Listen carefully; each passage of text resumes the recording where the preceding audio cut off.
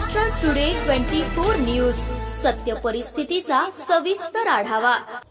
मिरज तालुक्यातील बेडग येथे रस्त्याच्या कामावेळी दोघांनी एका वृद्ध व्यक्तीस धक्का देऊन दुखापत केल्याची घटना घडली आहे। याबाबत पोलिसात फिर्याद देण्यात आली असून मिरज ग्रामीण पोलिसांनी दोघांविरुद्ध गुन्हा दाखल केला आहे।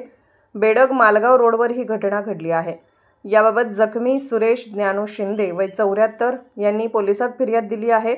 मिरज ग्रामीण पोलिसांनी विलास विठोबा पाटील, संतोष विलास पाटील, दोघे राहणार बेडग या दोघांविरुद्ध गुन्हा दाखल केला आहे। पोलिसात दिलेल्या फिर्यादीत म्हटले आहे की शिंदे यांच्या घराजवळ बेडग मालगाव रोडचे डांबरीकरणाचे काम सुरू होते।